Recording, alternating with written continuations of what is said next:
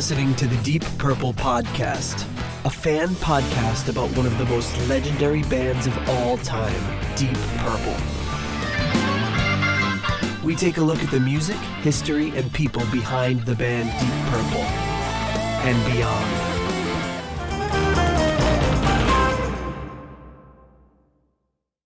Welcome to the Deep Purple Podcast, the first and only podcast devoted to one of the greatest bands in rock history, Deep Purple. Today's episode is episode number 224, Glenn Hughes, LA Blues Authority Volume 2, Part 2. And coming to you from the sunny and hot suburbs of Chicago, I'm your host, Nathan Beaudry. And coming to you from the suburbs of Providence, I'm your co-host, the Providence Blues Authority Volume 2, John Matola, Blues. I like that. A little something different for you today. You were just saying before the show that you thought that maybe people were thinking like we were coming off like we were the ultimate authorities on the blues. we're the Providence and Chicago authorities, blues authorities, as it were. I feel like Providence is Chicago is a hard one to back up. Providence, not so much. Chicago is a big blues town. I am probably the person in Chicago that knows the most about the blues. I think it's safe to say. Well, I mean, you were just telling me we got some really good feedback on our last episode, and I'm like, why? Because we're such authority. We're the foremost authorities on the blues.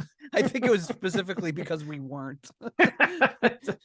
No, we are totally not. Oh, yes. Yeah, but we're ready to tackle part 2 here. So if you want to support our show is 100% listener supported. So if you want to support our show, you can do so a number of ways. One is by leaving us a 5-star review on Apple Podcasts. We are approaching our 100th Apple Podcasts review. So if you are the lucky number 100, we will send you some merch. We'll do something special for you, but we're not going to tell you where we are, just that we're getting there. So keep writing those 5-star reviews, and maybe you'll be lucky number 100, and we can send you something. Probably better if we decided what we were going to send you, but we don't really know. So we'll figure it out in the moment. Yeah, whatever extra crap you got lying around, Yeah, maybe I could just like chip off a piece of my desk. I was like, this is the desk. This is a chunk of the desk I recorded every episode of the Deep Purple Podcast on. No, it'll be better than that. You can also support our show on Etsy. We do have some merch available, some mugs and some t-shirts. You can become a patron on Patreon. That's where most of the people decide to support us for as little as $1 a month. Help support our show. All the money goes back into the show. We use it to buy albums to review. We use it to buy concert tickets when we go to see the bands, all that sort of stuff. And you can also donate on PayPal, which a smaller portion decide to do. You can also send us cash at Cash App at $DPPOD, or support us on Ko-fi. Also just kind of like a social media update with just everything going on. If you follow us on Twitter, there's really they've really limited like what we can do on Twitter, because all of our posts are like automated. Well, not all of them, but like our kind of informational posts. So we're limited to like 3 a day and all that sort of stuff. So if you don't want to miss anything, make sure you're following us on Instagram or on Facebook. Also, if you're on Blue Sky or on Threads, we're on both of those as well. And as Twitter continues to kind of make whatever ridiculous changes they're making, will probably be less active than there, which is unfortunate because by far it's our largest platform. We have the most number of followers there. But it's just they've put some things in place that's made it a little difficult, and also it's made it difficult to get our posts out to you. So we'll still be auto posting things on Twitter and be checking it out, but if you don't want to miss anything, make sure you're following us on those other platforms. Some other housekeeping before we get into it. Speaking of Glenn Hughes, we're going to be seeing Glenn Hughes in September 19th with Yngwie Malmsteen at the Palladium in Worcester, Massachusetts. Make sure if you want to meet up that you let us know. John, is any updates on the meetup? No updates. No updates. There you go. I thought it'd be enough for a sip. I thought it'd be enough for a sip of my drink, but yep. Well, I mean, I could just like throw out a reminder that the venue that I'm considering is the Armsby Abbey which is just a few minutes walk from the venue. And if anybody is knows the area, knows that that's a long-standing bar, restaurant, very cool place. So hoping to, when I get closer to a final number, which, shouldn't be huge, but still want to contact the restaurant, let them know that we'll be there, maybe section off a little, get us a little section toward the back so we can all, hang out, not cause any disturbance, maybe bring them a few extra bucks in drinks and whatnot. So the VIP treatment. Yeah. Hey, we're from the Deep Purple podcast. Oh, that's you guys. Get out. Oh. More likely. Like, do you know who we are? No. Okay. Yeah, we do. That's why we said get out. I'd be more surprised if they knew who we were. Yeah. But if we got kicked out, that would mean we were somebody. Oh, that's true. Like, it's you guys. But anyways, yeah, we're getting close. I could probably look to make a reservation for a larger excuse me, a larger party in probably a couple of weeks in August. But yeah, that's all my updates. So now Nate's over here slurping and chewing and is able to take his food break. Back to you, Nate. We had some neighbors over last night for just grilled some stuff up, so we had some leftovers tonight, and then came right to the basement. No ice cream tonight for me. I'm just snacking on Herman the German's Dutch licorice. I don't know what makes it Dutch. I guess it was made in Holland. That'll do it. It's not like Dutch style. They don't seem to put a lot of spaces in words in when they translate from Dutch. It says glucose syrup is one word, wheat flour is one word, sugar molasses is one word, licorice extract is one word, cocoa powder is one word. Oh, there's bee wax in here. No wonder it's so delicious. Okay. Well, I mean, they don't have time to waste. They gotta make everything one word. They're too busy being the freaky deaky Dutch.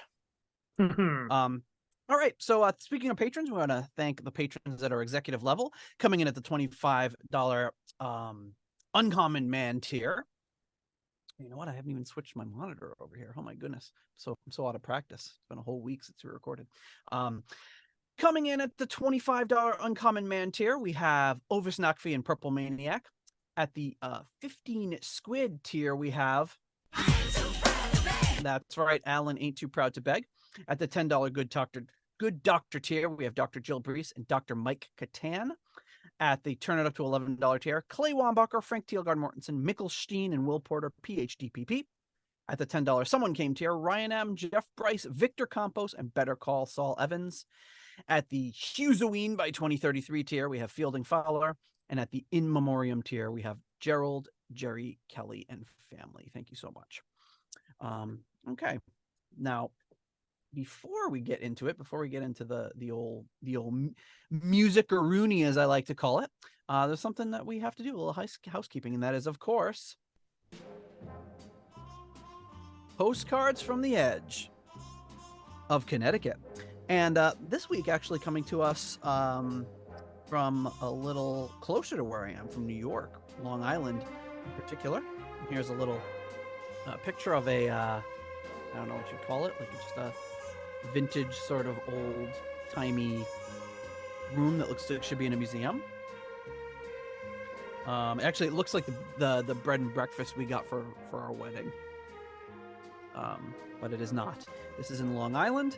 And it says, Nate, here is a greeting from Long Island for you. Pete, P.S. Where is Ritchie? And then it also has signed sister number 1 signed it, sister number 2 signed it, and sister number 3. So this is what we would call in the business a Gardot quadfecta. All 3 older sisters, and I believe Pete is the youngest, signed this card. So thank you very much to the Gardot family. They must be having a wonderful they may be more likely he just had this in his house and they were at his house. They signed it. I was like, of course they're not in Long Island. He just has these. It says Sheraton beds, hand-hooked rugs, and woven bed coverlets. East Hampton, Long Island. Ooh, East Hampton. The birthplace of John Howard Payne. All right. Well, there you go. He did use a postcard stamp, which I got a lot of trouble for not using when I sent him one. So thank you to the Gardeau for the wonderful postcard. No obsolete obsolete coupons for me. All right, now Nate, if you would, I'd like to make an introduction, and you could start up the music again. Okay, here we go. All right, so now we have start it from the beginning. Okay. After my introduction. Now here we're going to start a segment, Postcards from the Edge of Wisconsin. Here, I got this postcard from my co-host. I don't know. I'm still trying to figure out what the hell this is. Is it a shower curtain? It's a stage with a curtain. Oh, okay.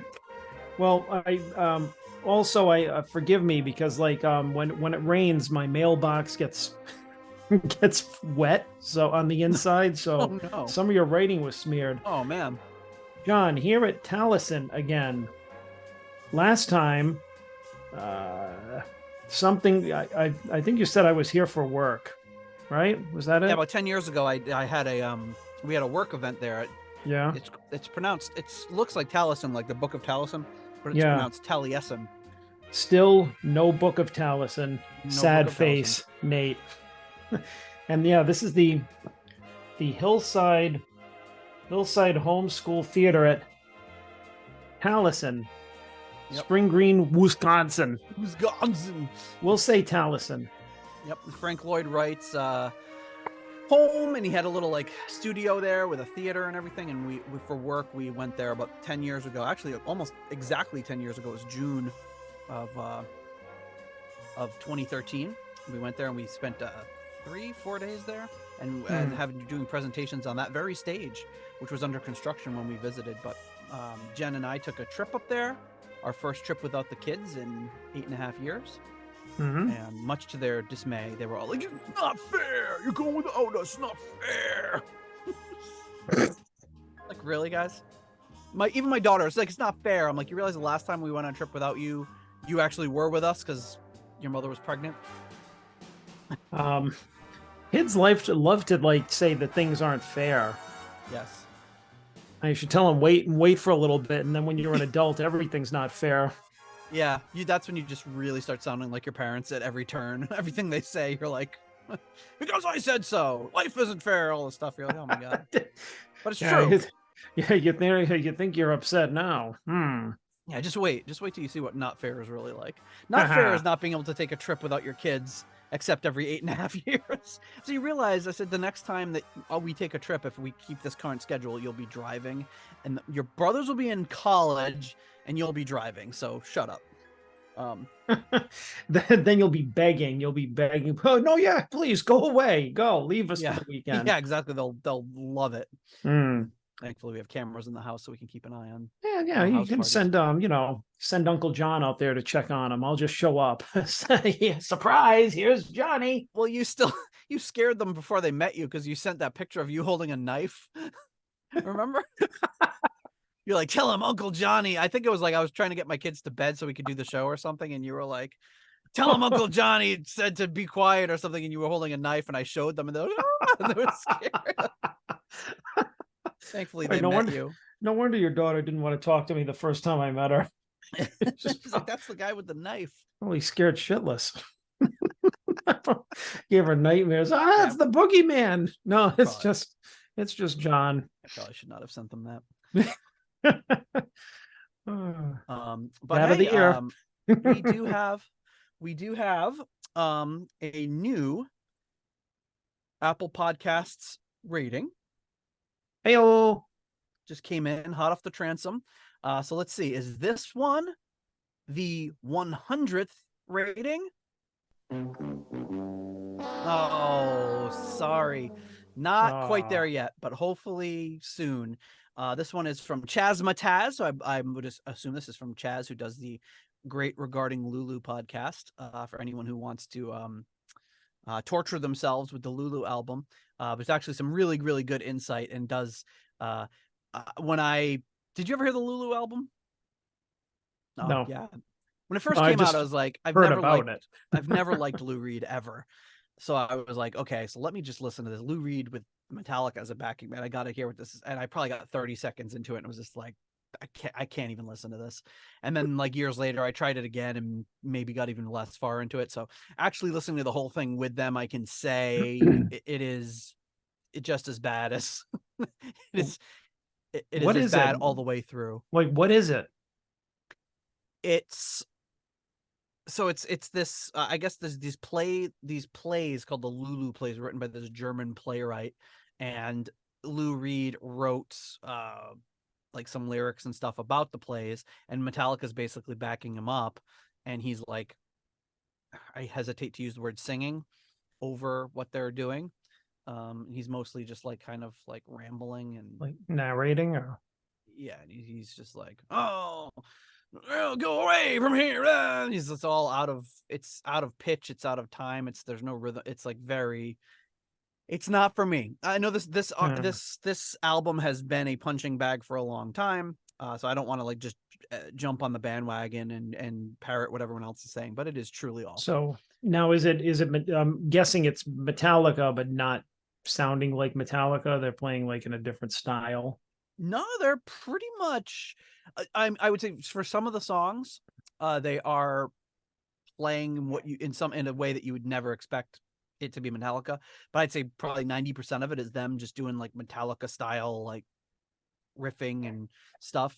So all right. it's definitely got their trademark to it. But it's just Lou Reed talking over it out of time, and then sometimes like like Hatfield will come in with a background vocals. They'll be like, "Small time girl, yeah," and then you'll be like, "Okay, that's Metallica." And then, but Lou Reed's like, "Oh yeah," and she's saying all this like really, it's like very, it's like a style that I definitely don't care for because it's a very like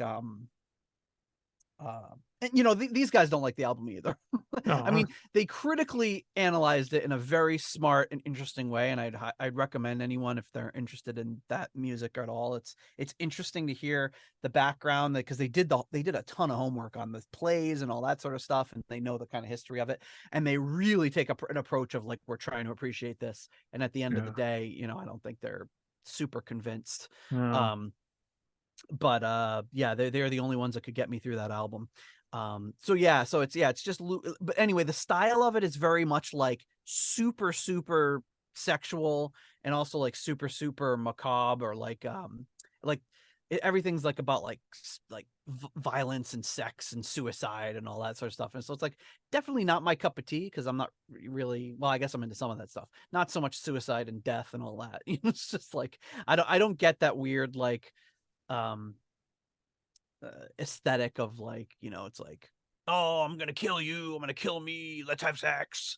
It's like it's like it's just a That's very weird good. concept for me, Very where it's just like, I don't know, like one of those things sounds good, the others two do not sound as good. Like, let's not Guess which ones. yes, not so much into the violence and the suicide and all that. I just don't, you probably, in high school there were those kids that were like, all gothy and like, oh yeah, like all just like, I don't know, I never went for it. Anyway, that's a long aside. Chaz Mataz writes in from the US, 5 stars. The subject is pointed fun. He said, these guys love music and you can hear it. Pointed commentary and laughs. A great listen with a fascinating catalog. So thank you, Chaz. Yeah. And if you want to check out Chaz's show or any of the shows on the Deep Dive Podcast Network, just go to deepdivepodcastnetwork.com, check out the master feed, and you can get into some great shows, or check out our website. We've got links to that that website and all those other great shows. All right. So here we are.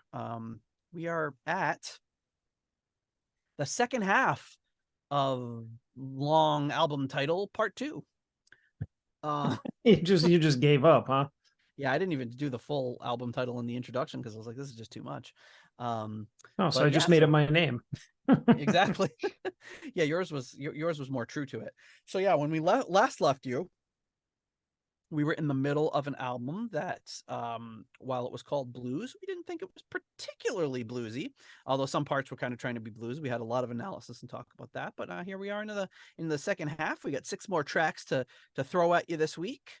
And I don't know. Are we Yeah. ready to go? Ready to do this? Yeah, I think in our yeah, we didn't, well, I responded, but Jonathan had um texted us today about Oh, our I saw that when episode. Yeah. I was on a call with my daughter with her doctor, and I didn't look at it, so I forgot to. Yeah, but I like he kind of put into words the way that I felt about how musicians were getting bluesy at this time. He said he called it the that roots are cool 90s rock movement, Oh, that's a good. which Yeah. which is a really good way of putting it, I think, because it's just like when we were talking, I think last week, about like all, especially the hair metal bands, all of a sudden they were like, you said they were having that kind of hybrid look of like kind of like jeans and like plaid, vests, and like their hair was still long, but they weren't spraying it up anymore, and they were kind of growing stubble, and they were playing like bluesier, like they were having like slide guitars and more bandanas and stuff, and yeah, like I mean the look the and the beginning of like music. Uncle Tom's Cabin by Warrant, right? Right, Like that, right, yeah, bluesy right. guitar.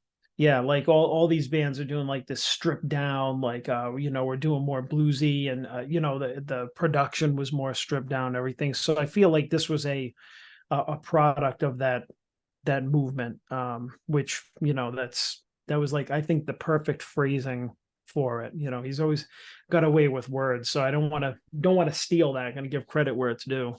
Yeah, Jonathan is a really smart guy, and he comes up with some very good analysis. Yeah, but that is definitely what was going on here, and kind of funny because it's like that was not really the direction that music was going in. Like, I mean, some bands were trying to sound like grungier, but a lot of them, I think, started off doing the whole stripped down blues sound / image type thing. Yeah. Although this was really weird because Glenn just went for the Ted Danson hairdo and the Canadian tuxedo look, which was Ted Danson. He did. He looks like freaking Ted Danson with that. It was like that helmet hair, I wonder if he talked about the his wife Christine at the time. I wonder if he was actually married to Mary Steenburgen. Ooh. Ted Danson's wife. Mary Steenburgen, Oh yeah. Wait a minute. Say the whole thing. Say the whole thing again. I'm not going to say the whole thing again. Wait, it went over like a fart in church the first time. Why should I say it again? Because I don't know. Never mind. I was saying maybe he was actually married to Mary Steenburgen. Remember Mary Steenburgen's? She was married to Ted. Well, she's still married to Ted Danson. No, yeah. Remember when they were married before, but now not anymore because we forgot about Ted Danson until just now. She's the mom in Elf. Oh, that's who she is. Okay. And the school marm in Back to the Future 3. Marm. That falls. Yeah, no, she's one of those people where it's like I know the name, and if I've seen the actress, but I've never I forgot her name because it's odd. It's a weird name. It is. She and Ted Danson have been happily married for many years. Yes, and she's also in Curb Your Enthusiasm as herself. And she is not married to Glenn Hughes in this episode for the purposes of laughs. As far as I know, she's not married to Glenn Hughes, but maybe she should be. Do you ever think of that? No. All right. This is play a song. We're getting all right. we're getting ridiculous all now. Right. The next track up on this album is called Shake Your Ground.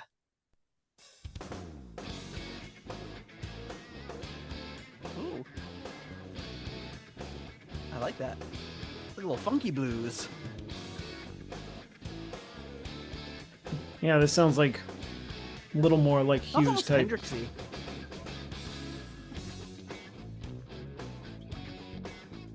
Oh yeah.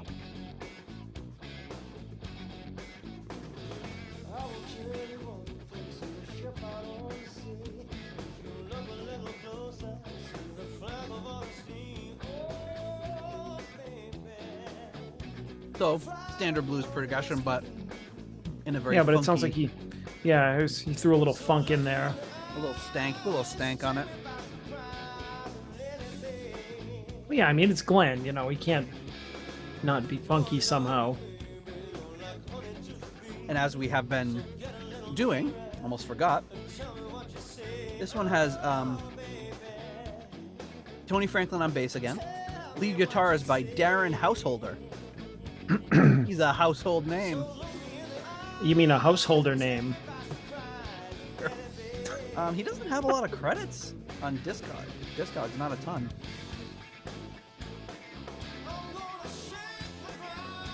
Who was oh, you said bass. Who was drums? I think whoever's drums on the album. Oh. I don't have up right now. Oh. Were drums like all like the same guy?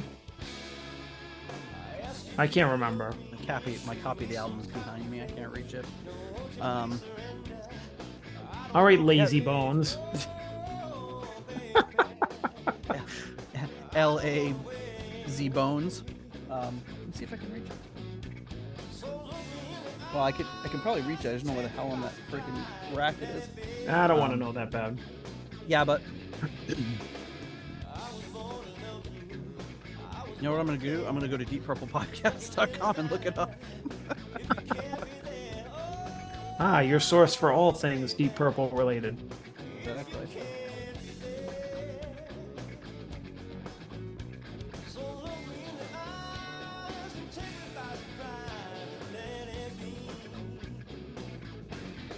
Gary Ferguson on drums. Well, that's disappointing. I don't know who that is.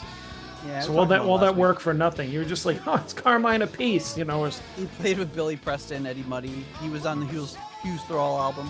Oh, okay. Well, makes sense since Hughesy used his friends on this album.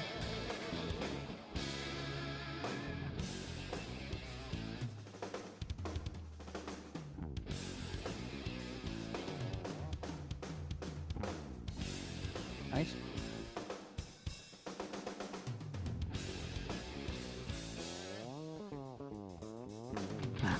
Nice. Man, he was just like, you know what? Be as Tony Franklin-esque as possible on this. Exactly. In case Just always anyone's throwing missing that. this is a fretless. Remind them.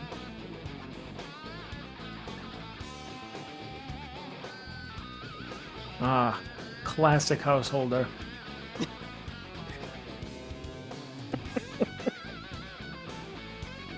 He was in an album called Peach Fuzz. Oh, He doesn't have a ton of credits. These all guys kidding must have aside, it's changed their decent site solo. layout like today. It's like I can't find anything. Also, another Shrapnel Records album called Sonic Aggression. You know, it's gonna be like some super shred album. Ooh.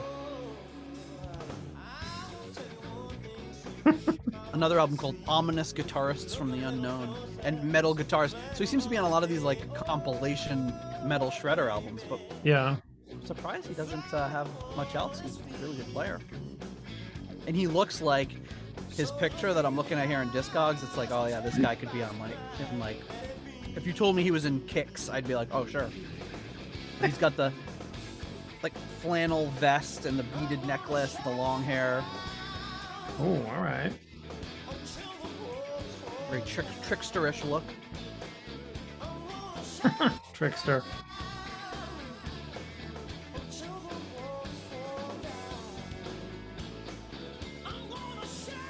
Oh, he's on Instagram.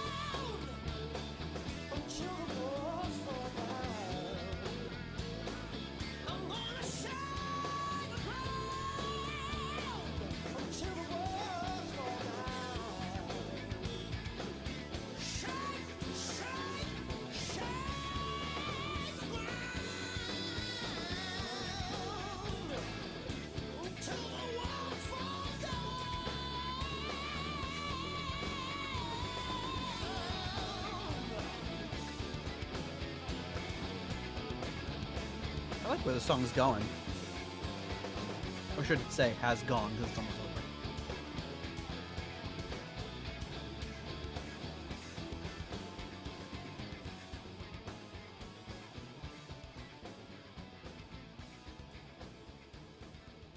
over. Nice. Shake the ground. Shake it. Shake it, baby. What do you think of that one, John?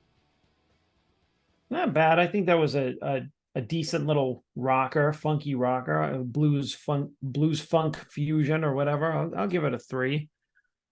All right. Yeah, I like the yeah, I like I didn't think it was outstanding, but I mean, it was like cool vibe. They had that kind of like wah guitar in the background doing that, Yeah.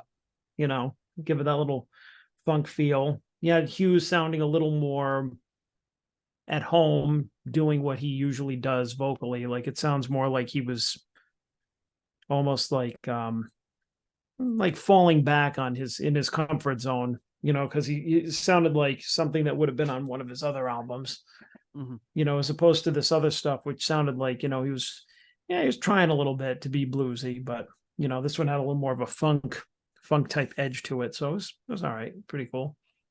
Yeah. I'll give this one a 4. I really liked it. Oh, I would say it's certainly my favorite track on the album so far. I love that outro was really strong, and just kind of like the groove of it. It seemed like it was the most in staying true to keeping kind of it was probably, even though it was the sort of the funkiest and least blues, it was also kind of the most bluesy thing I think we've heard so far. We're kind of coming in, I think I mentioned in the last episode, like Robert Cray. I love Robert Cray. It reminded me like it could almost be like a Robert Cray kind of song, the way he's like bouncing on those Hendrix style chords and stuff like that. I really dig it. I like this. I like it. All right. Well, the next track up is Hey Buddy, You Got Me Wrong. Oh, here we go.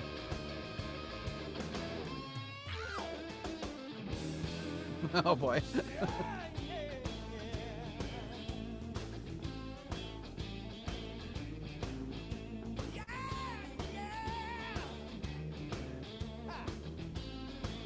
Ah!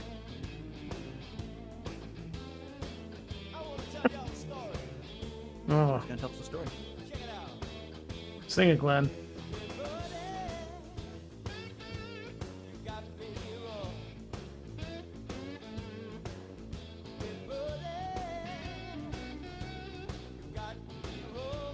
Actually, I kind of like this. I'm guessing it's TF again on the bass. TF. Tony Franklin. I'm gonna call him TF now. I noticed that. It is indeed TF on the guitar. On the bass, rather. On the guitar, the first solo is Paul Pesco, and the second is Craig Erickson. Where you got some really authentic sounding like blues fills in here. Mm-hmm. Paul Pesco has played with Madonna and Hall & Oates. Not too shabby. Not a bad resume. He's got a lot of credits.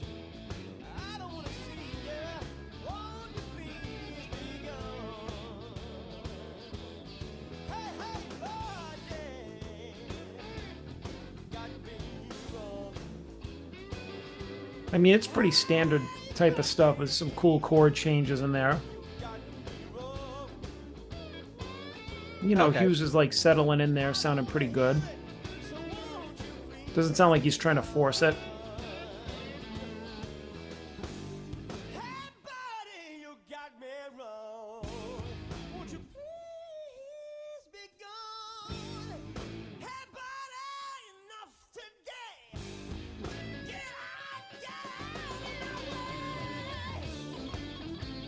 Here's Paul Pesco. And I've got a Paul Pesco fact that's going to blow your mind after this. Ooh. This is the second solo by Craig Erickson.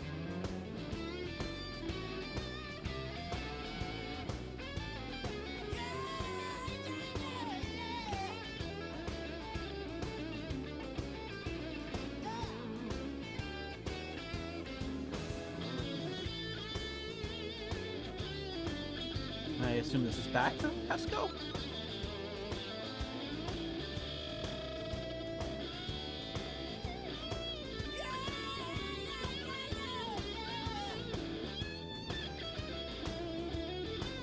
I'm Cool converted. sound. I'm a pescatarian now. This guy's great.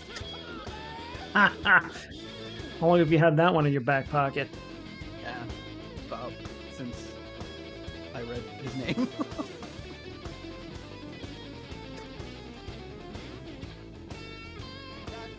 But the thing about Paul Pesco is he played guitar in CNC Music Factory's Things That Make You Go, hmm. Was not expecting to see as I scrolled through his discography. Was that the fact that was going to blow my mind? Yeah. Oh, I This thought is you were not- going to say something like he auditioned for Kiss or something. No, he wasn't Kiss. No. Yeah, Gene Paul, and somebody else. He was Paul Pesco, the fish. He had makeup gills on his neck. But then Paul Stanley said, no, we can't have two Pauls. Sorry. Didn't they already have two Pauls? I guess one of the Pauls had to change his name, right? Yes. To Ace. What could they have named him? Oh, he's played on everything. He's played on like Mariah Carey. He was the go-to guy for CNC Music Factory, apparently. Well, he's damn bluesy. He's damn bluesy.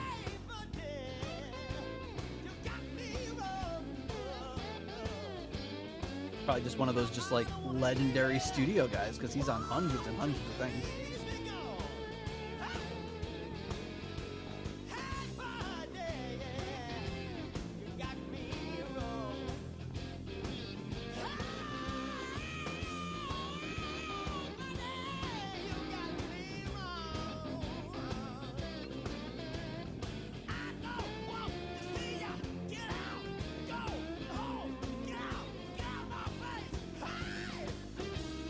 Oof. When Hughes screams, "Get out of my face," you do it. Yeah, I mean, I don't want to start ecstatic with Hughes. Geez, when he's like, "Get out," it's just like, "Whoa, he could have been in Jesus Christ Superstar." He probably was looking at his resume here. But I would say, much like the first half of this album, these songs are all like 6 minutes long, and Yeah. do they need to be? No.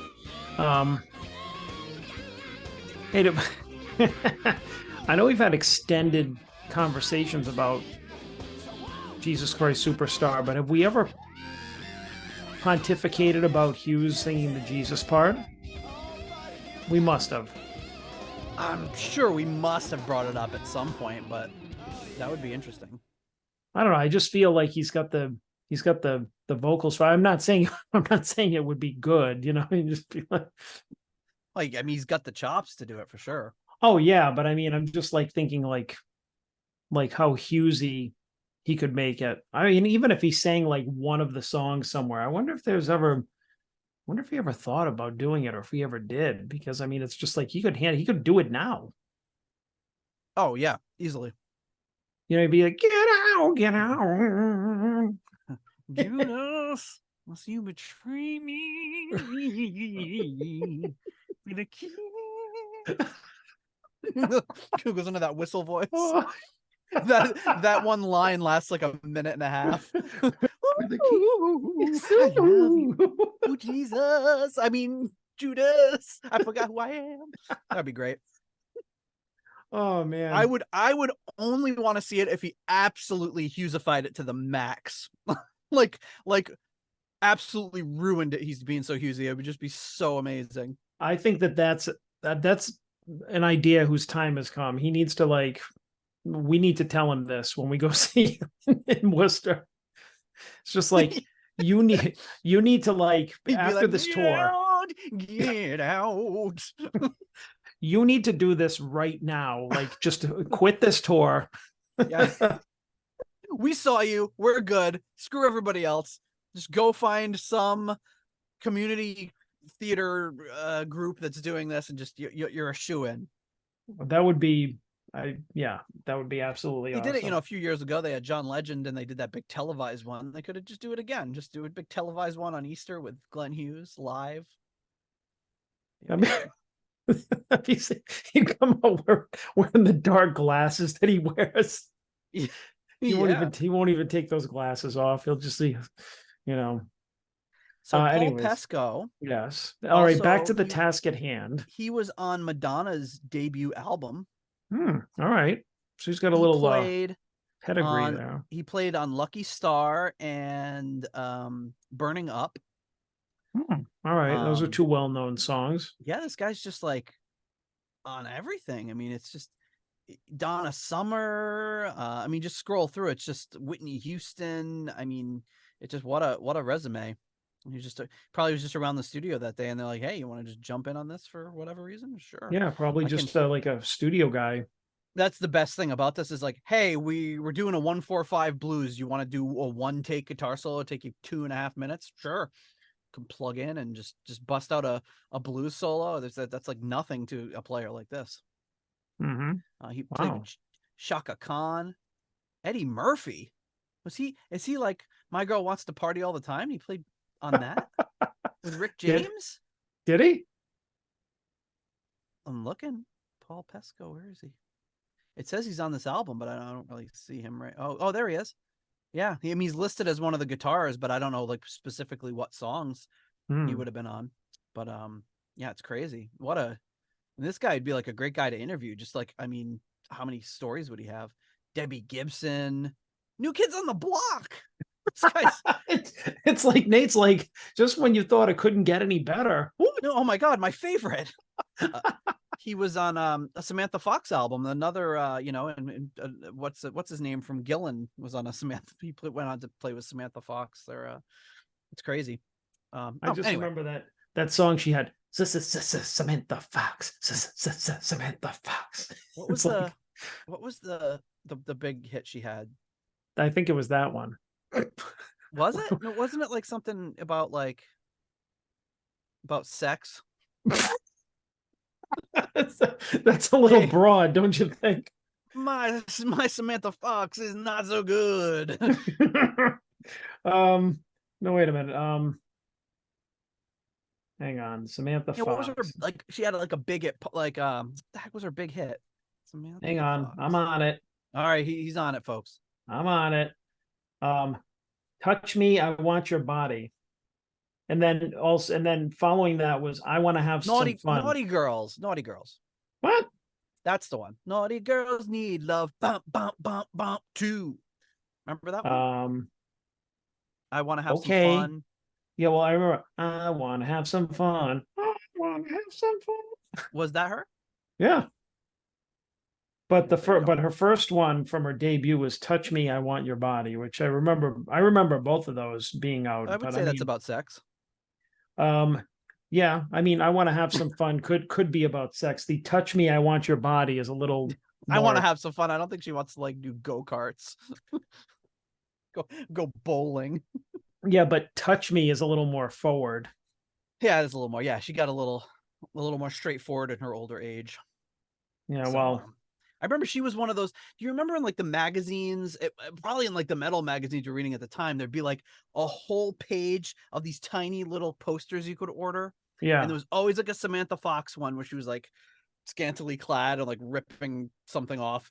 Yeah. And I remember what's else, Nicole, the girl that was on Charles in Charge, she was always in there. Oh, you remember like the older daughter, yeah. I don't even remember what, but yeah, it was her and Samantha Fox and like Elle McPherson. There were all these like little posters of you could buy in these metal magazines, and their pictures were so small. It was like, I don't know. Like, I don't know who was ordering those. I bet a bunch of people were. But well, yeah, I mean, it's, you're just squinting and being like, I think that looks sexy. I think I'm gonna put this up in my room. I'll roll the dice. I'll send them a check or money order and wait 6 to 8 weeks to get this poster of Samantha Fox. All right, so this was Buddy, You Got Me Wrong. John, how do you rank this one? Oh, Buddy, don't get me wrong, but I think it's one of the better songs on the album. I'll give it a 3.5. Right. I'll deduct a half a point because it was too long. But overall, I think it's even though it's I think a lot of these like there's really only so much you can do with blues songs. I mean, when you do your standard blues progression, how original are you going to be, right? But this one was one of the more enjoyable ones, and I really liked the guitar solos. I like the tone, I like the fills. I mean, obviously, Pesco there is enough of a professional that he was able to make it very interesting. And yeah, I think that Hughes did another great vocal job. Not that we always say he never does any rotten vocals. It's just he kind of sounded, more comfortable and at home in this one as well. So Yeah. overall, pretty good stuff. All right, I'll give this one a 3. I liked it as well. Again, not to beat it over the head, but yeah, these songs are a little long. Says the guys who are making the 2-hour podcast every week, but they're hey-oh, bum, bum, bum, boom. But it's yeah, they're just like, yeah, I think, I love long songs, and we've had some great long songs on here that we really, really love. But when you're talking about like a 1-4-5 blues song, unless it's doing something really out there, like 3.5 minutes, 4 minutes tops, I think is probably fine unless there's extended guitar solos. But to be a 6-minute song, in my mind, you got to have some sort of like structure and build and something interesting in the arrangement. And this is just kind of straightforward, which is nothing wrong with. Yeah. But yeah, overall, I'm thinking this album, if you shaved off 2 minutes from every song, how much would you really lose? But they're also trying to cram in all these great guest musicians, so Yeah, some solos and whatnot. Okay, so next track up is Have You Read the Book? What book? I guess we're gonna find out.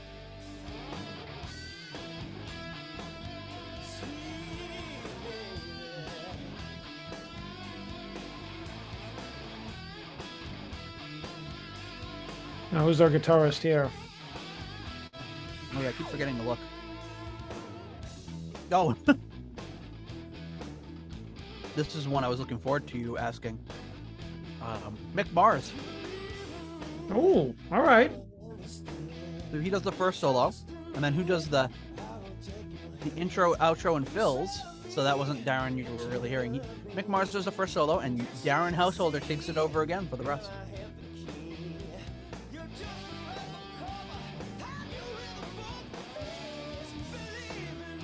Again, they were probably in the studio. They're like, hey, is that Bob Deal? Let's get him in here. And they just record the solo, and that's it. I wasn't expecting you to bust out Bob Deal. I never miss an opportunity to mention Bob Deal. Yo, Bobby D, get in here. Bobby D. Could have been his rap name. I just think if your name is Bob Deal, why change it? That's such a great name. I don't know, Mick Mars has a much better ring to it. And if there was some guy that looked like Cousin It with like lipstick and pentagrams going like this, and you heard that his name was Bob Deal, you wouldn't be afraid of him. Well, I would. That's interesting backing vocals.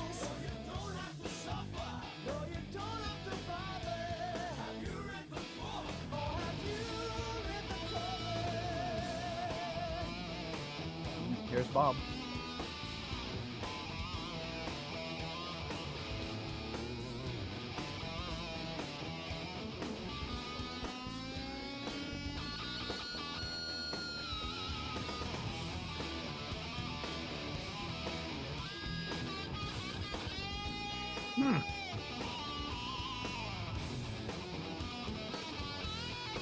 Interesting.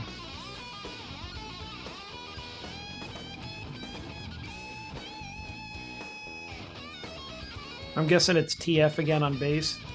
Yeah. That didn't sound anything like Mick Mars, and I mean, I know his playing really well, and I mean, I didn't spot any of his...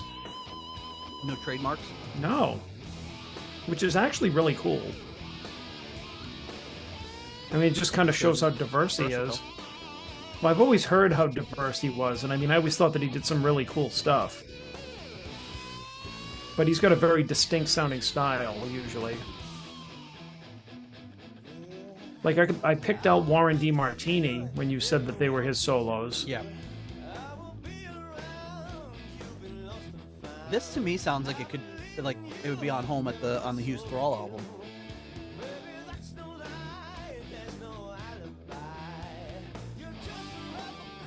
It's a little poppier than some of the other tracks, I think.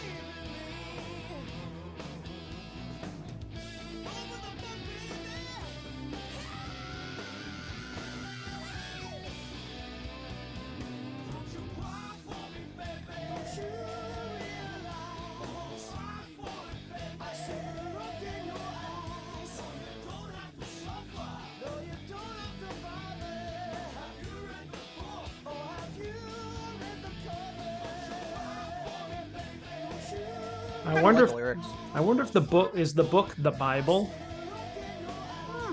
by any chance?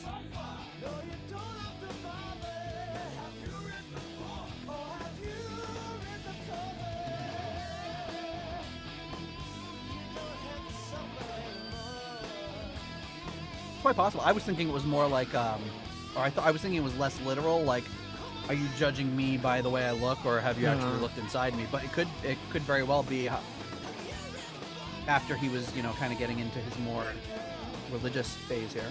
Well, that's that's why I was wondering that.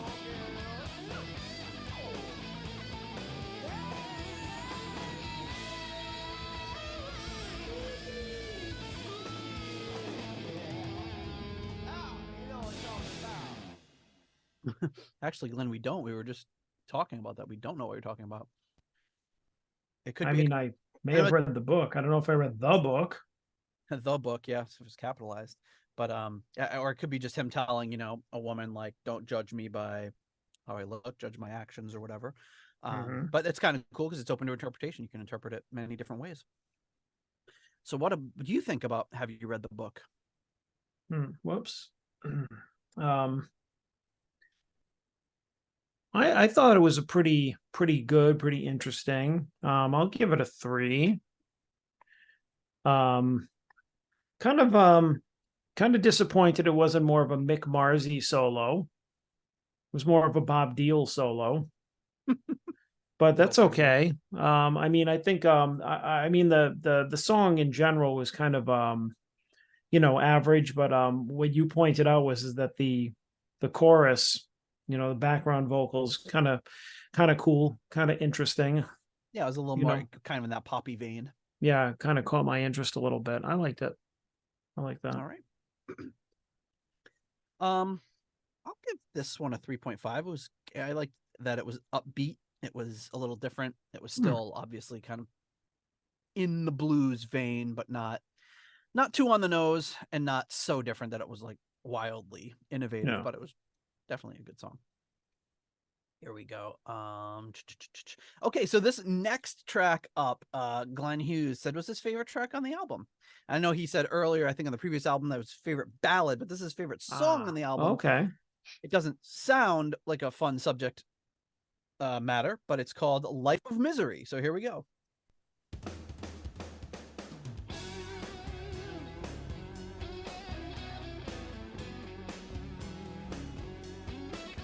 Pretty upbeat so far for a song with that title. I'm into it.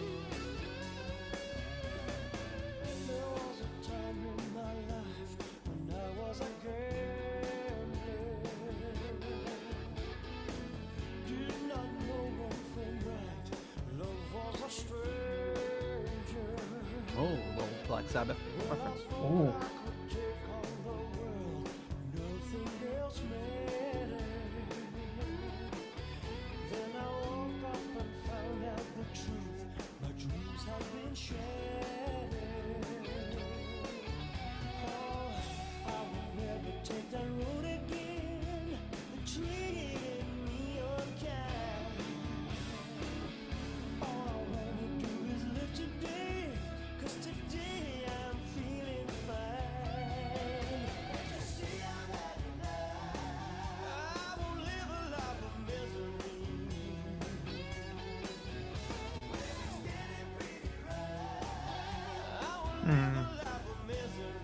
You not feeling it?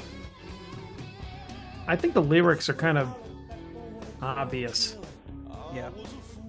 Like the rhyme scheme is kind of just like my first song.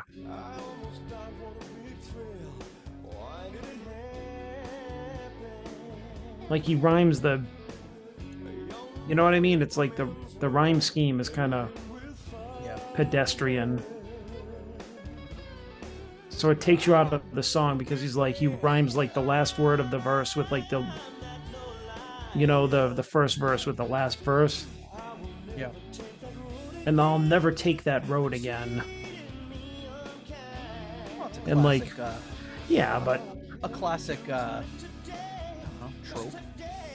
Like today I'm feeling fine. It's like, yeah, I get it. I don't know. I just think it's like a little too like it's autobiographical, but it's almost just like it's handing it to you on a plate. There's like no subtlety to it. So it's kind of Whereas like we were just talking with the previous song how it was open to interpretation. This one's pretty obvious. Craig Erikson and guitar. And you know how I don't like certain lyrics that are just a certain way. Like when I notice the lyrics, it's either a really good thing or a really bad thing. It's taking you out of the song because you notice the lyrics.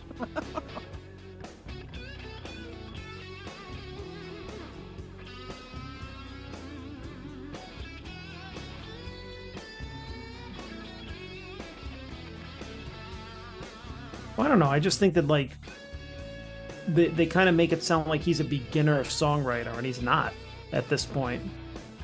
Nope.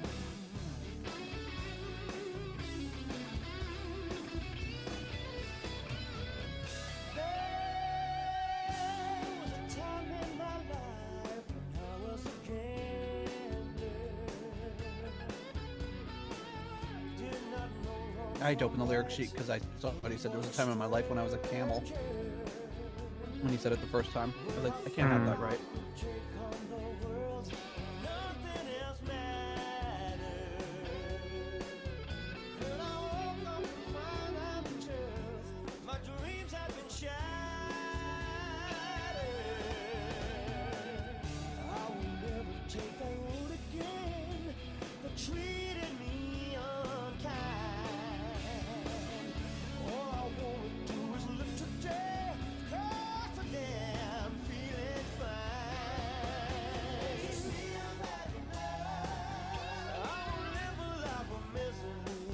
I want to see him do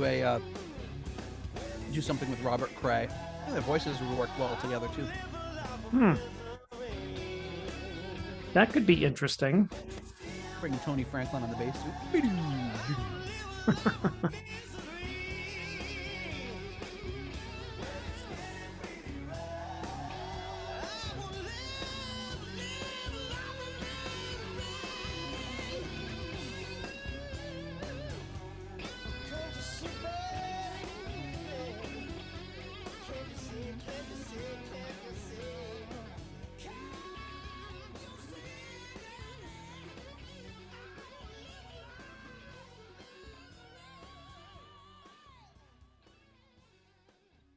All right. That's it. That's Life of Misery. What do you think of that one, John? Well, it might be Hughes's favorite song on the album, but not mine. Not Johnny's. No, Jesus. I gave it a 32.5. Man, you've been on that this whole album. You've been throwing off the spreadsheet. Yeah. Oh, wait a minute. Oh, Jesus. All right. Erased your old ratings. I know. What did I give it? A 3.5, the other one? I don't know. Just do Control Z. I can't. What? Oh, you're on your phone? Yeah. Shake it. Shake your phone. It'll undo it. It does. No. If you shake your phone, it says undo. Oh. Wait a minute. Now it's blank. No, you have to watch the YouTube version of the show for this to see John shaking his phone. Wait a minute. Have you read the no, that just redid it back to what I just put it on. Maybe let me do it. Let me see if I can do it. No, I'm just undoing my own ratings. I just saw ratings disappear at an alarming rate. I think we have to do the whole album over again. I think you gave it a 3. Have you read the book?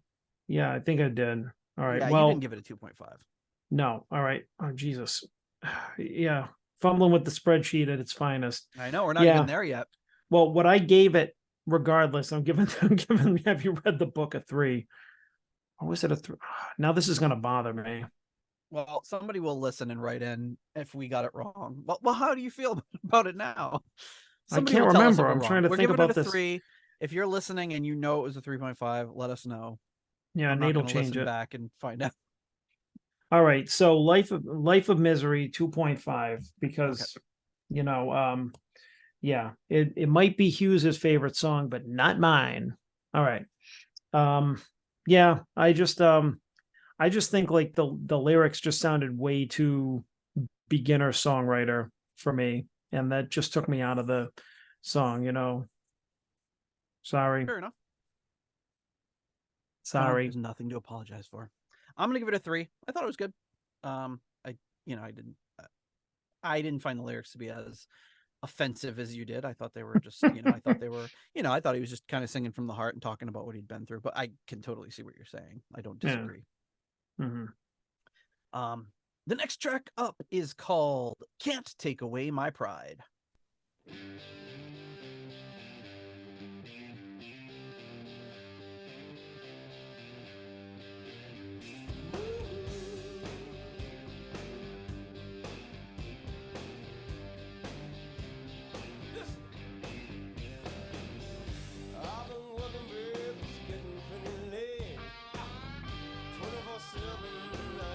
That was a little Tommy Bolin in there. Oh, yeah. That was perfectly synchronized.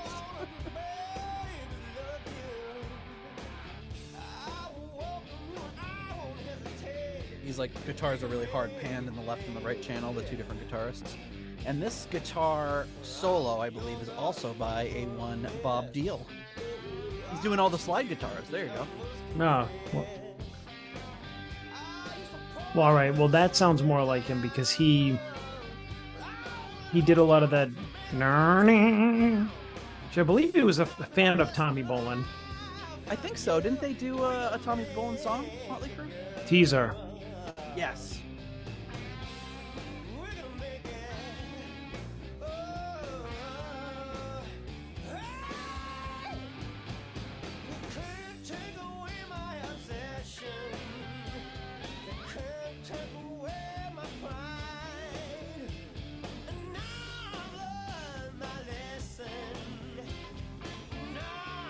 I feel like they should have gotten CC DeVille for this album. They got Richie Kotzen, which was probably the better Poison guitarist. Technically. He said Mick Mars, yo. Did he? Did I talk over it? Yes, you did. Oh, no, shit. I don't think you just ignored it. You might have to go. You might have to go back, like later, or now. Okay. Go back now. I'll go back after the song. All right. I think it was around the 1 minute 45-second mark or so.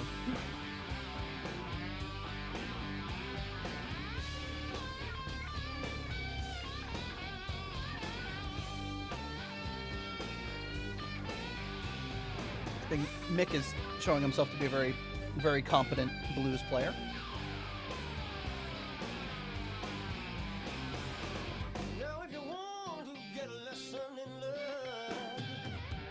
Nice. Yeah, that was definitely. I could pick that out as a Mick Mars solo, because he's done slide work like that in Motley Crue. This is Glenn on bass, and Glenn will be doing bass on the last track as well.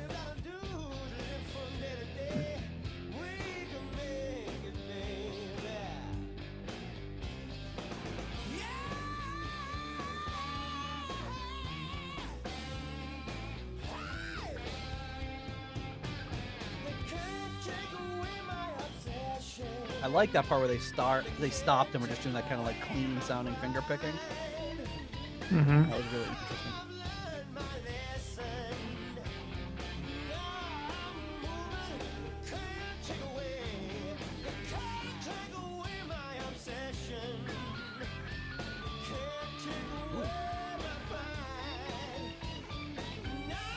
Ooh, that was very Tommy too. Maybe that's why I liked working with them. Yeah, maybe. Reminded him of TB. They went, he's like, that's a sound I haven't heard in a long time.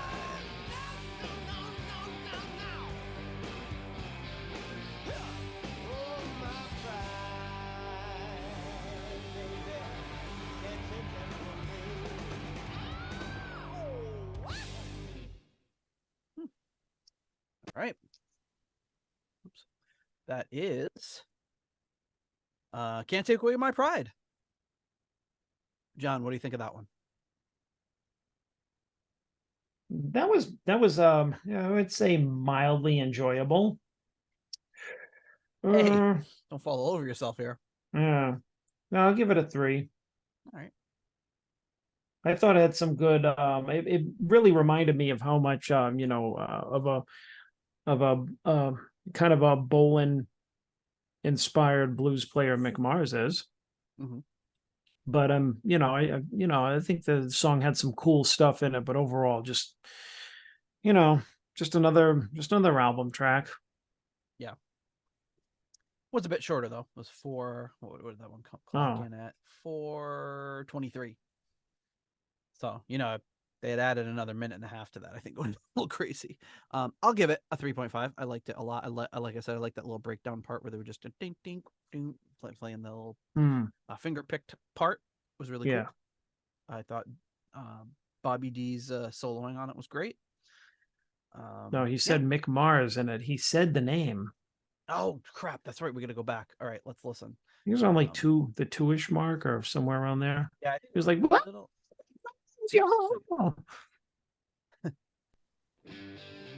see. Let's go right around here.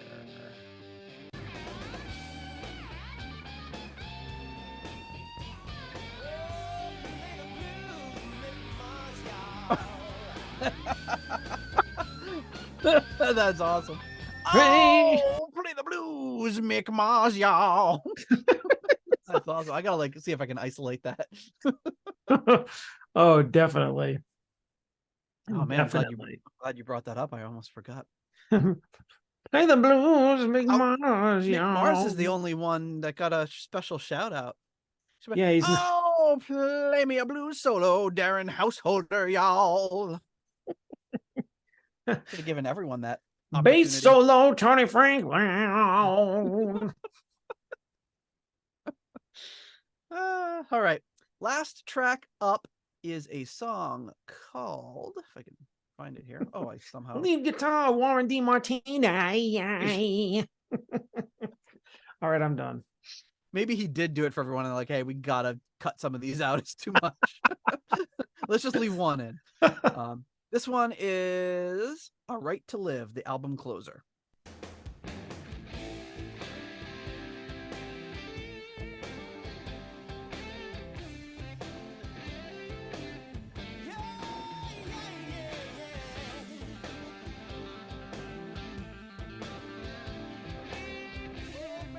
There's some cool chord changes going on in here.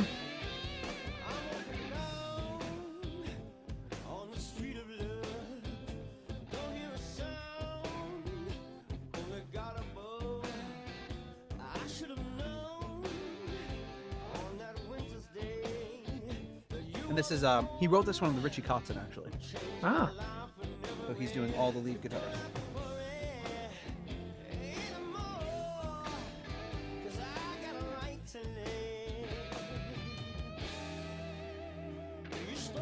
Ritchie Kotzen was someone I kind of slept on, but our friend Dan was a huge Ritchie Kotzen fan, so I kind of listened to him. He's incredible. Yeah. So I've heard. You don't agree, or you haven't heard? No, I haven't really heard. But I mean, I've heard a lot of good things about his. I mean, I've heard some of his stuff, but I've never really gotten into it. I haven't taken too deep a dive, but heard of stuff with the Winery Dogs is really good.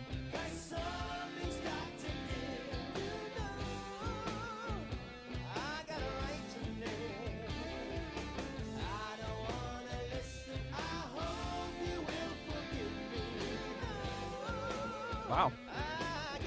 I really like that chorus. It's very different.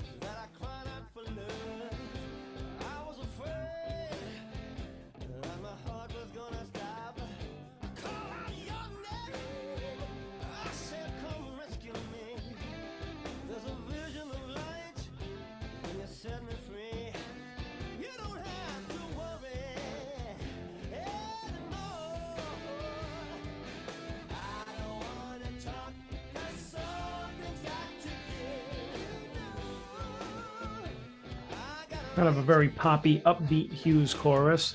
Yeah, I like it a lot.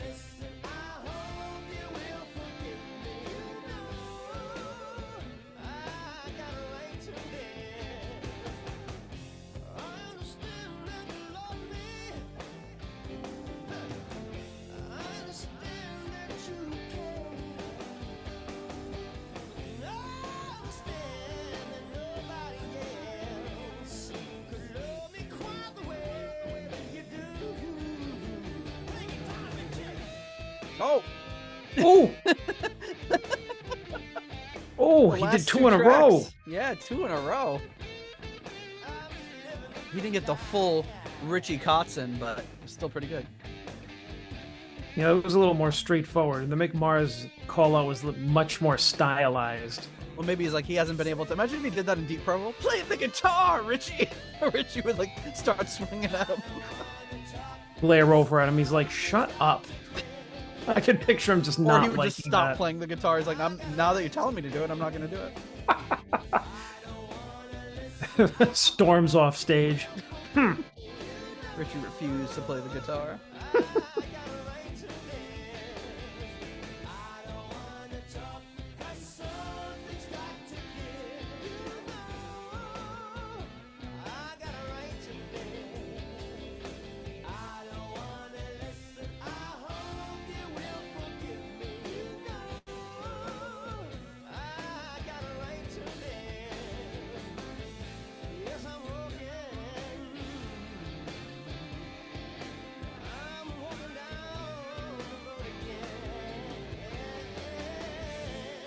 This is a great album closer. Yeah, very upbeat. Some tasty Ritchie guitar. Yep.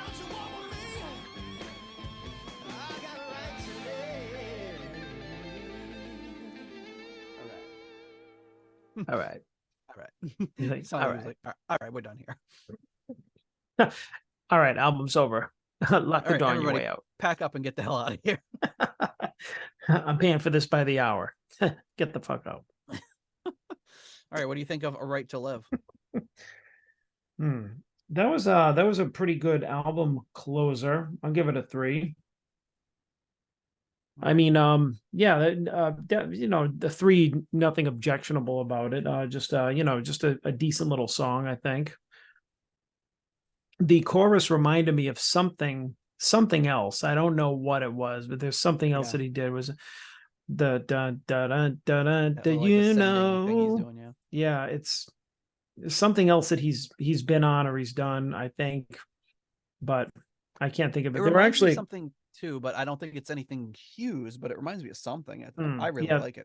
yeah, there are a couple of, I mean, aside from like the obvious, like kind of blues standard sounding things, there are some things on here that are reminiscent of things that either he's done or I've heard similar kind of melodies, and nothing wrong with them. They're good. But yeah, I can't place it, but it was pretty good. I will give this one a 4. I think it might be my favorite track on the album, even though I also gave Shake the Ground a 4. This one I really, really liked. I really dug that chorus. Yeah, this is one I'd love to see him break out. Maybe he has, and maybe I've just missed it, but see him do live or something, because it's really I don't know, I really liked it. But there you have it, folks. That is LA Blues Authority Volume 2, Glenn Hughes Blues. Boom. Before, as John fumbles with his spreadsheets and gets mentally and physically prepared to bust them out, I will do the next part of the show, which is to thank our core level patrons. And there are many of them. Coming in at the $7.77 Keep It Warm Rat tier, we have Michael Vader.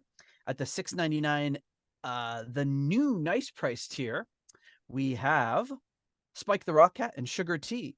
At the episode $6.66 tier, we have Steve Coldwell, Arthur Smith,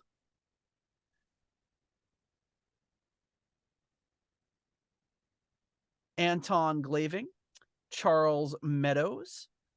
At the $6.65, what do you call it here? $6.65 Almost Evil tier, we have Kenny Wymore and Michael Bagford. At the $5.99, the nice price tier, we have Robert Smith, Peter from Illinois, and Carl Hellberg.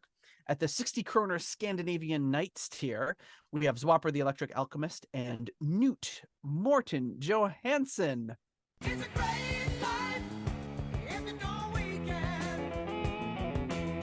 At the $5.55 What's Going On tier, we have Richard Fusey. At the $5 Moneylender tier, we have John Convery, German Heidel, Adrian Hernandez, Jesper Alman, Alexei the Perfect Stranger Slepakov. We have James North, Mark Hodgetts, Kev Roberts, Percival Frequency, Scott Zern, Cynthia Doobie, Raf Calf, and Coyote Bongwater. Thank you so much to everybody for your generous support of the Deep Purple podcast. And with that, you know what time it is. We're just busting it out the spreadsheet, and he's fumbling with the tabs. Oops, he sorted it the wrong way. Now he can't tell what is bad. All right, John, where does, I'm getting tired of saying it, LA Blues Authority Volume 2 Glenn Hughes Blues fall in the pantheon of ranked albums? Damned if I know, because I can't find it in here. I've been looking for it for the whole time you've been talking. I don't know, like it's not on the bottom where it usually is, so I wasn't able to. I've been trying to sort the artist alphabetically, and I can't find it. Oh, you know what we need to do here? I know. So I am really fumbling. All right, I'll fix it for you. I think the problem is it's not in there. I'm truly fumbling. All right, I will settle the fumble right now by placing this in here. I will drag in this formula, and we should be ready to. It's not your fault because it wasn't in there. Okay, sort away, and it should be showing up. All right, there we go. Yep.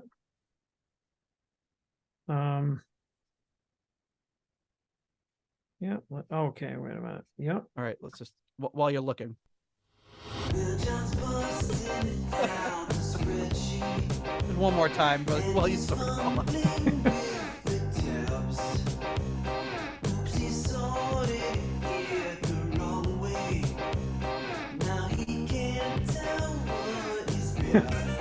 And since I messed up the new jingle because I forgot to share it with you because that seems to be my new thing. Arthur Smith's jingle. Getting support from the patron Arthur Smith. There you go. All right. Everyone else heard it on the audio feed except for you. So, okay. What do you think? All right. Well, it's not what I think, it's what happened. So no, this is not opinion. This is facts here, folks. Yeah. All right. Well, facts are that this is close to the bottom.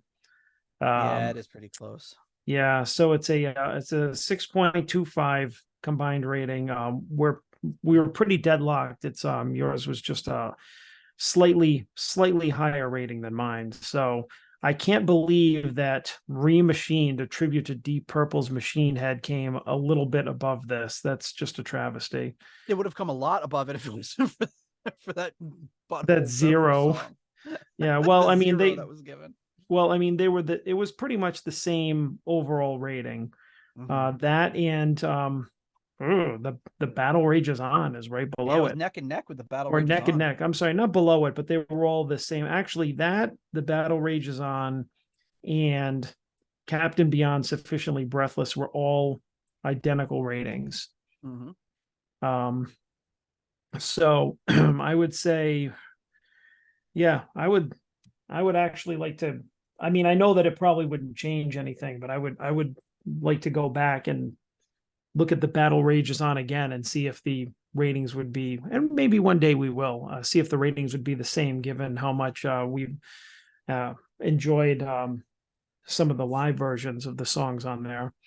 Yeah, and some of our episodes. That album has some pretty good stuff. I think our main thing about it was just a little disjointed.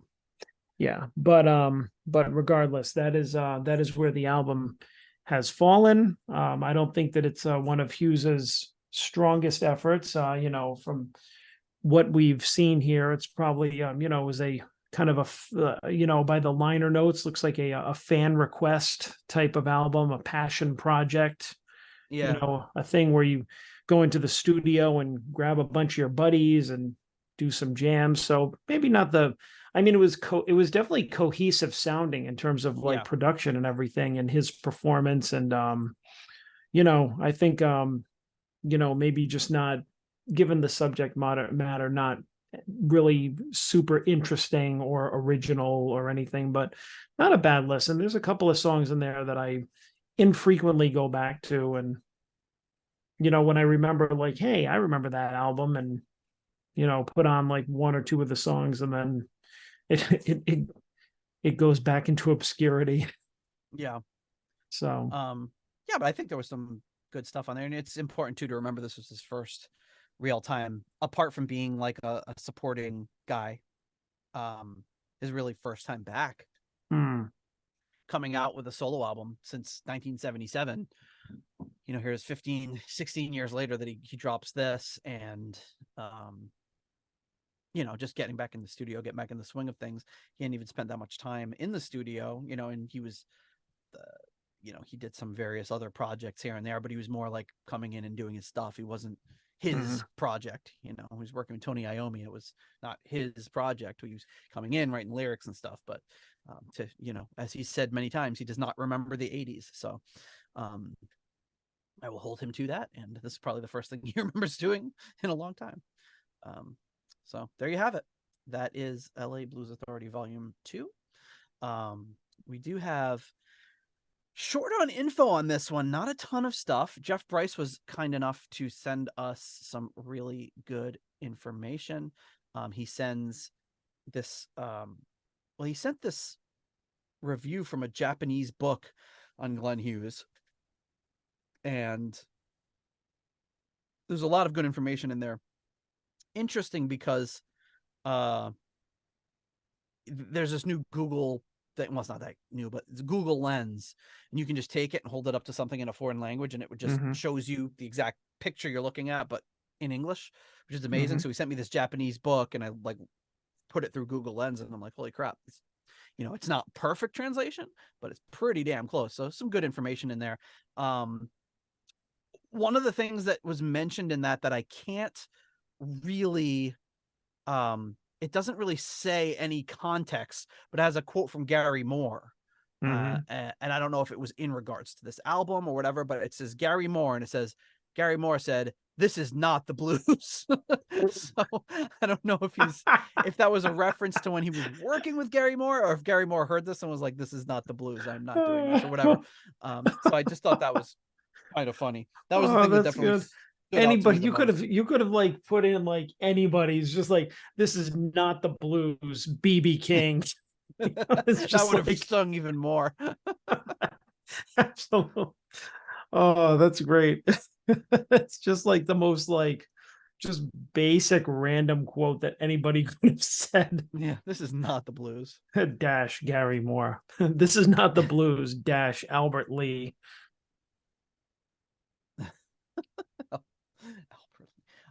Anyway, so we got that. There's some some reviews rather. This is not the blues. Abraham Lincoln. I don't know. All right, I'm done. So I'm trying to look here. So I've got the print copy. Yeah, I think this is the exact same. Although, so I guess it's slightly different. The online version of this review is a little different. So I'll read from the magazine. This is from Darker Than Blue, issue 45, July 1993.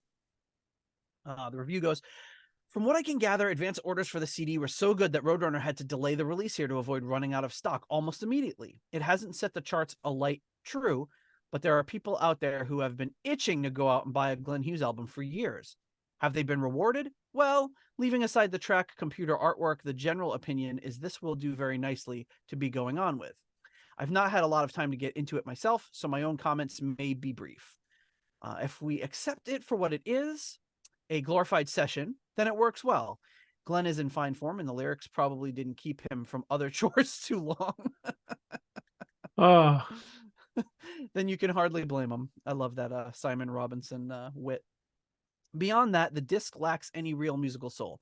No matter how hard Glenn works, the backings sound very pedestrian, really, and the lack of excitement that a proper group might have brought to the proceedings. For all that mass talent on display, there's nothing here that Led Zeppelin hadn't already said by 1969. The disc is also perhaps a little long, and some numbers overstay their welcome. So far, it is the opening couple of cuts which impressed me the most, but we'll see how it develops with a little more airtime. We've had a number of reviews in, so here are a couple to be going on with. I don't know who this quote is from. It says, when people told me Glenn Hughes was making a blues album, the type of music conjured up in my mind was soulful R&B, brass sections, Wilson Pickett, and Blues Brothers covers. The reality is different, and the title of this album is rather misleading. This disc has as much to do with that type of music as Motorhead does to reggae. I don't know why that's so funny. That's pretty good. Oh. Then it says, oh, okay. The style is actually more LA hard rock blues, due no doubt to numerous hotshot guitar proteges on show. To be fair, some of the playing isn't bad. Erickson, for example, it's just that a lot of the material cries out for a guitarist who understands the dynamics and subtleties of blues-influenced musics, someone like Jeff Healey, Jimmy Vaughn, etc. Glenn vocal performance is naturally the highlight, and if you ignore the shortcomings of the album, it's rather enjoyable to hear that voice once again. Let's hope it bodes well for the future, and next time puts together a band that can mesh into some more individual sound and matches talents. And that was from Roy Davies. Or is it Davis? I don't know. It perhaps worth me pointing out that, in fact, Glenn probably had very little to do with the actual music. I rather get the impression that it was put together by people concerned, and Glenn just came in to do his bit. Well, that wouldn't really jive with the fact that he's given songwriting credits on so many songs, but few people get a second chances in life, but Glenn Hughes, a man who many would agree has suffered more than his fair share of setbacks, is certainly one who has been given that chance. 20 seconds into The Boy Can Sing the Blues, the opening number on this long-awaited, largely self-produced comeback solo album, it's clear that he is a man who has grasped this latest opportunity with both hands and strong resolve to make the most of it. Blues marks a triumphant return of Glenn Hughes from the rock and roll wilderness in which he has languished for far too long.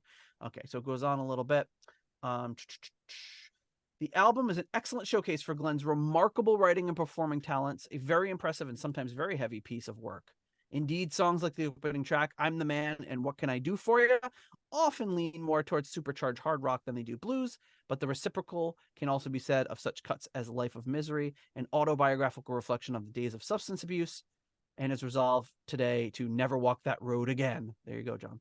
Glenn writes in the liner notes that this is just the beginning of many new Glenn Hughes albums to come. In spite of a checkered career littered with false starts and half-cocked comebacks, this time the smart money is on the man and his word.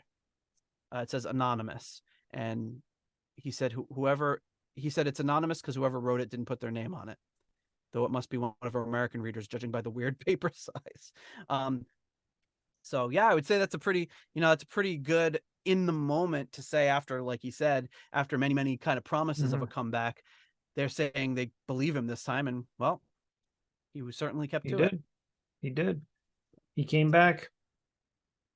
He came back indeed. But I think that was really an interesting take is that they one of the reviews that you just read thought that it was going to be more of a what did they say, a Wilson Pickett Blues Brothers type of thing. Now that would have been cool if he had taken more time with it to do something more in that vein. Would have been more, I think, along his line. But I think that it's also possible that it could have been one of those, I got into the studio with my buddies story, but they actually like had a bunch of people record shit and then he just came and sang over it. Or he could have been involved to a degree and sang over it, type of thing.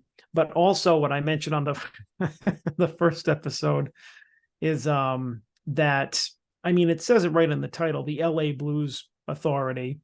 So when they're saying in the reviews that it sounds more like a bunch of like LA rockers or like, that style of music. That's what it's advertised as, pretty much if you think about it. So, they were I will say that it definitely didn't. It wasn't the blues album that necessarily you'd be thinking if you're thinking of blues, but the fact that they did put LA in there. This is something different. Yeah. I'm laughing because I noticed the dog. Yeah, I almost freaked out because I'm just sitting here and then all of a sudden I feel this wet, cold nose press against my arm. And I was like, uh, I don't know if Jen just got fed up with her incendiary downstairs or the kids are like, or the kids are fed up with her incendiary. Either way, I'm just trying to keep her from chewing any cable so that we don't ruin this episode. well, we're almost at the end. Almost there. So yeah, some pretty interesting stuff. Big thanks to Jeff Bryce for always helping out like he does. Got some great stuff in from him as always. And with that, we're on to our final batch of patrons, and that is of course the foundation level patrons. Coming in at the £3 aromatic feed tier, Simon Ford. At the $3.33 halfway to evil tier, we have Steven Sharp and Duncan Leask. At the $3 nobody's perfect tier, we have Peter Gardeau, Ian DeRosier, Mark Roback, Stuart McCord. We have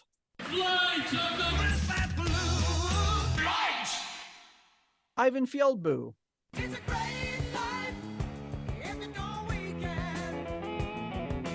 Runar Simonson,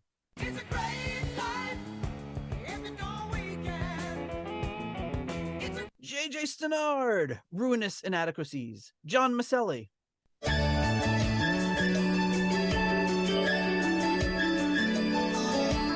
You ready for some Sauvignon? I forgot about that one. Michael Boyette and Corey Morissette from And the Podcast Will Rock and the extended Corey Morissette podcasting universe. At the $1.71 I Want My Own tier, we have Rich Yangui Shaylor.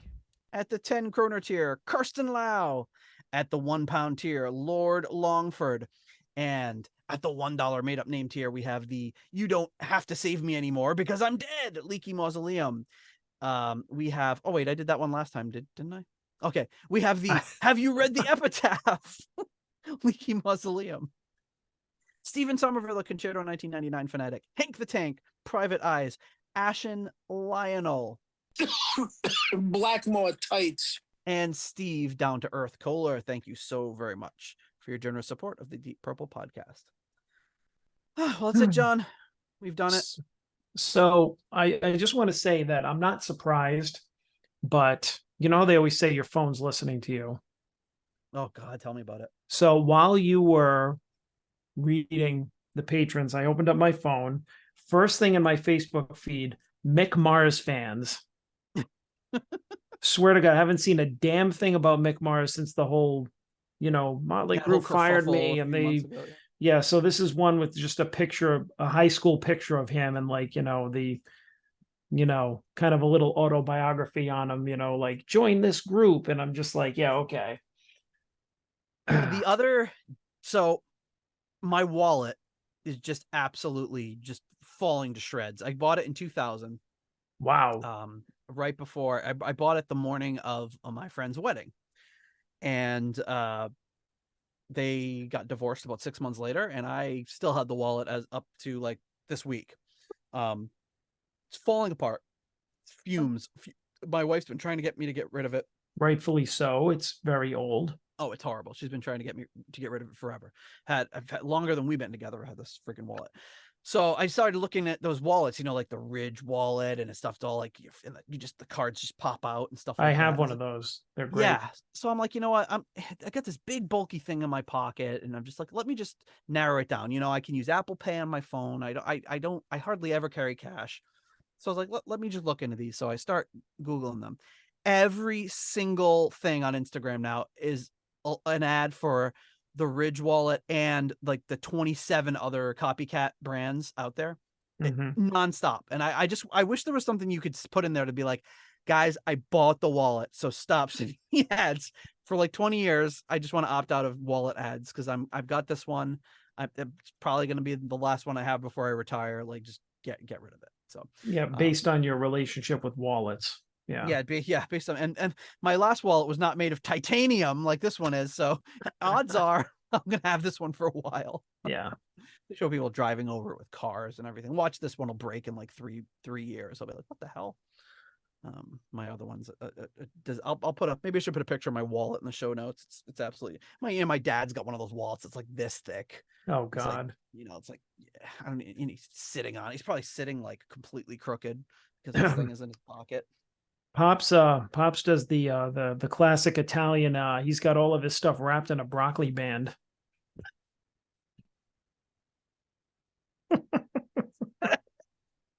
He does. What? Like, Yeah, he that's just takes a broccoli, like a rubber band from broccoli with like the PLU on it and everything. yeah. Well, I mean, I don't know if it's actually one of those, but it's a rubber band, or there's like that old like a thicker rubber band though, right? Yeah, which that's the old Italian stereotype, is the the quote unquote wallet that's the stuff that's held together with a broccoli band, which I actually did that for a while because I'm like, Yeah. hey, this thing is sturdy. Was it regular broccoli or organic broccoli? It must have been regular, because when I did it, it was when I was buying regular broccoli. Not that I buy broccoli all the time. Back before, when you're just a commoner. Back before I knew what organic was. Before you were a big time vegetable. You were rolling deep in the vegetables and started buying organic broccoli. So you just had it's like broccoli 40-60. Hey, got my cash here. And that's the greatest thing is like, oh, your wallet breaks. Hey, go buy some more broccoli. It's good for you too. Yeah. Oh, well, that's actually, I think that's what I did when I had a wallet. And if I was going out somewhere and I didn't want the bulk in my pocket, I would take out the 2 or 3 things and cash that were essential, like my license, 1 credit card, and cash, and wrap it in a broccoli or a rubber band and stick it in there, because in my going out days, my jeans are what you wouldn't call them loose. So yes. They left very little of the imagination. Yeah, and then you put the broccoli in the jeans. It's got a better shape. Hey, it's exactly. No, just the band, not the broccoli itself. Although, I wish I could go back in time now. It's like, that guy's got a huge schwanz, but he smells like hell. He smells like a fart, but man, that guy's packing. No, I prefer the old English cuke. Oh God, you're ready. Yeah, you know what you're in for. Yeah, you could go all the way down to your knee.